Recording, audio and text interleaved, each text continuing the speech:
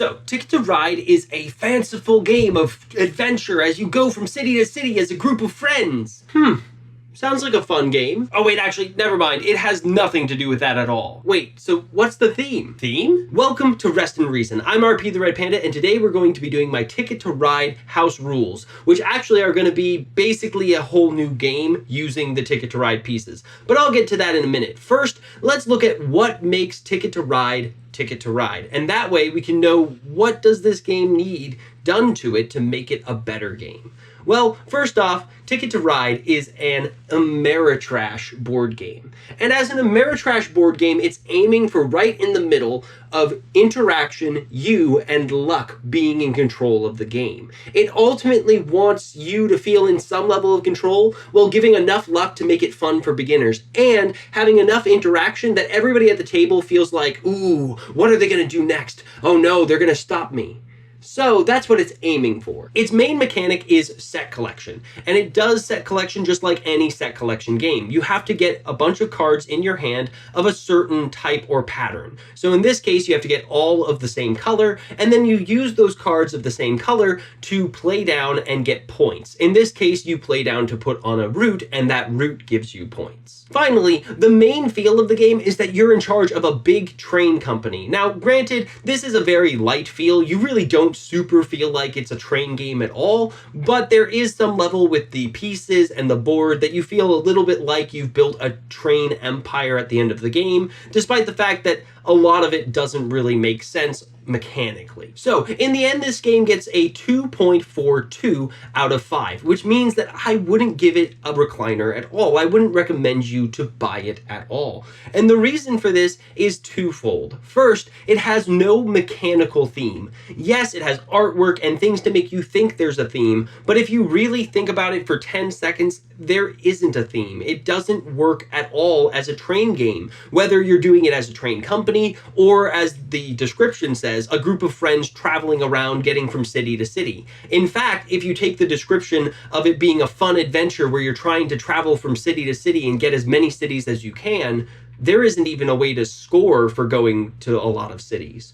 So the game doesn't even give you points for the thing it says is supposedly the most important part.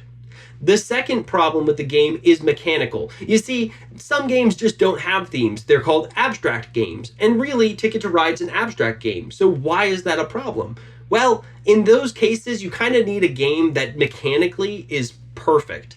And Ticket to Ride is mechanically average. It's an okay game, but really it doesn't do anything spectacular mechanically, and it falls into a classic pitfall, which is beginner fatalism. Beginner fatalism happens when luck and player interaction has too much of a control in the game. It will eventually lead players to feel like they didn't have any agency in whether they won or lost. So, 50% of the time, because of player interactions and because of luck, a person will feel really, really good. You'll feel super excited because you got the perfect track at the perfect time with the perfect cards the whole game, and you just had a blast. And even if you didn't win, you still feel good, like you accomplished something.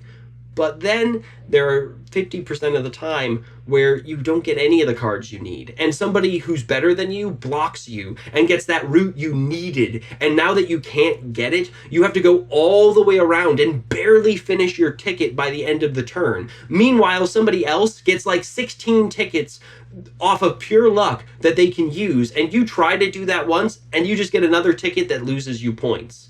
This happens too often in this game and can create a divide between beginners who love the game and the fun they had because the best things happened to them, and beginners who had a really bad time. And that's not what you want from a beginner board game. You want people to feel like they're in charge of the game on some level, even if interaction can block them and luck can cause things to be better or worse. So we have a house variant, which actually really is its own game using the pieces from Ticket to Ride. And we'll get into that in a minute. But first, if this sounds interesting, if this channel is helping you, hit that subscribe button and make sure to comment below your thoughts on my opinions on Ticket to Ride, and keep watching this video. So let's get right into my house rules. First off, this game is played in 7 days, and each each player will get 12 time cars, and we'll go down to the board for the rest of the explanation. So you have your 12 time cars representing your 24 hours in the first day. Now you have to determine who's going to go first.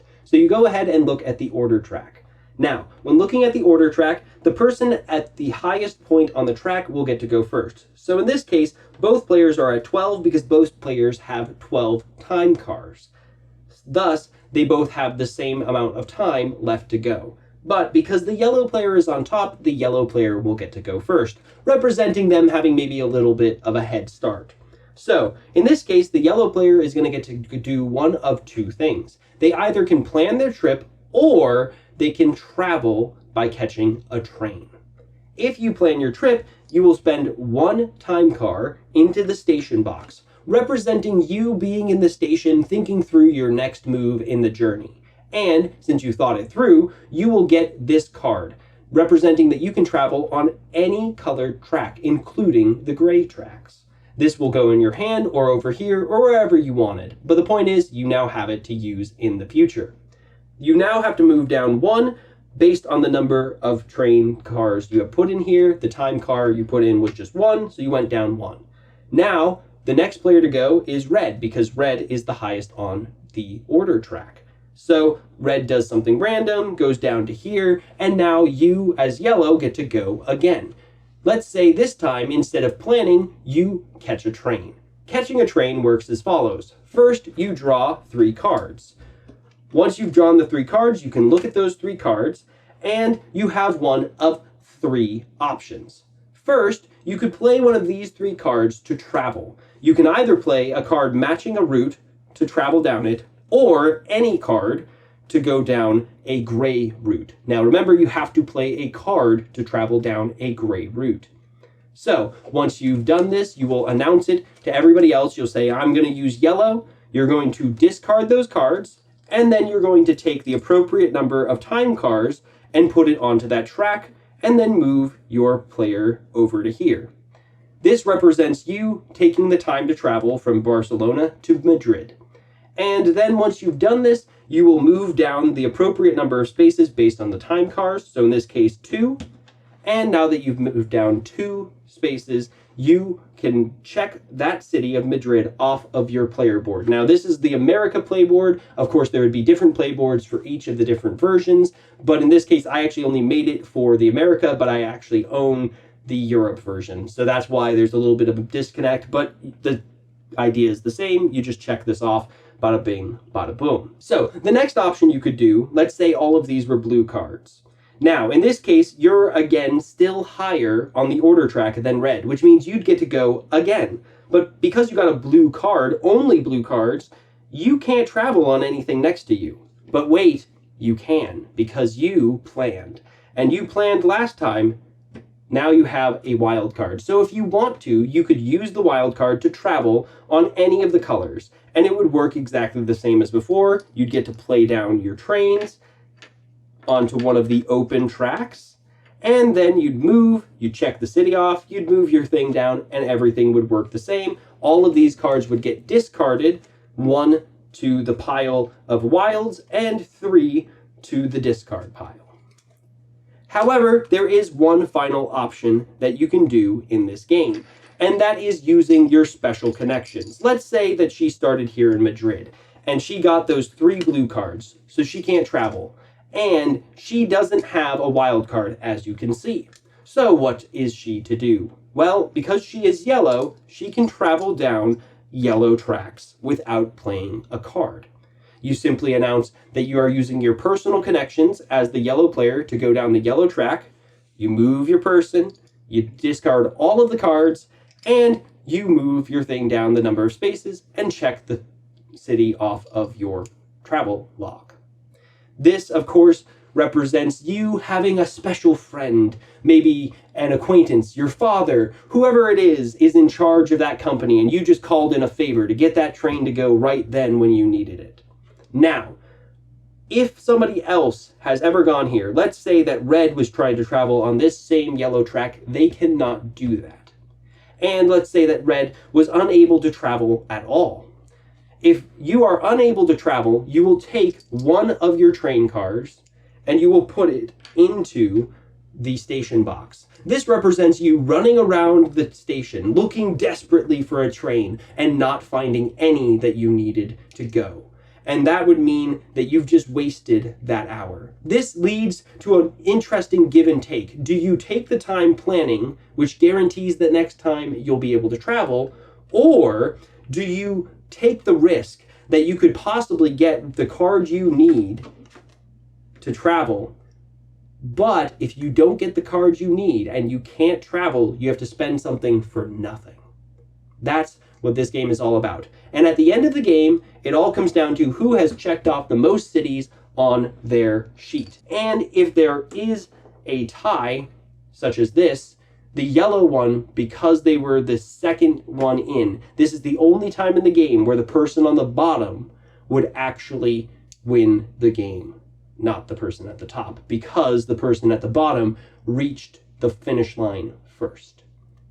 So somebody is going to win the race. The original score for this game is a 2.42 out of 5, and that means I don't recommend it. Now, you might wonder, why don't I recommend it? Because actually a 2.5 is average, so this game's just barely below average.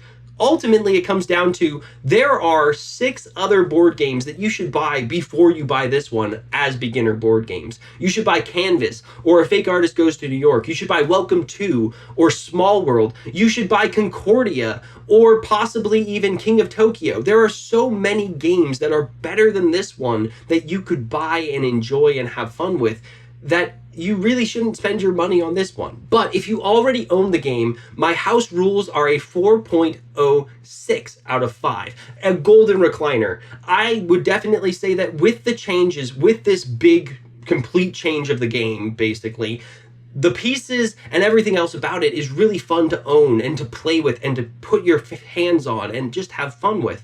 But my changes make the game more exciting, make it more of an adventure, and still keeps a lot of the same spirit of the original game.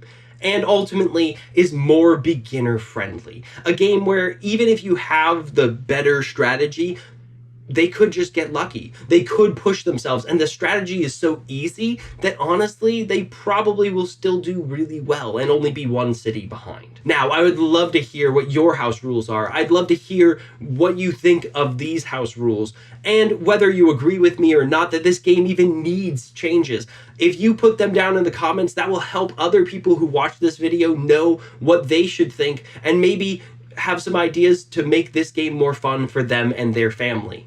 And if this content at all helped you to have more fun with your family, or you just enjoyed thinking about it and listening and disagreeing even, please hit that subscribe button, that like button, and if you have even $1 a month to put towards our Patreon, that would help us immensely to keep doing this day after day, week after week. And as always, thank you so much for joining us today on Rest and Reason.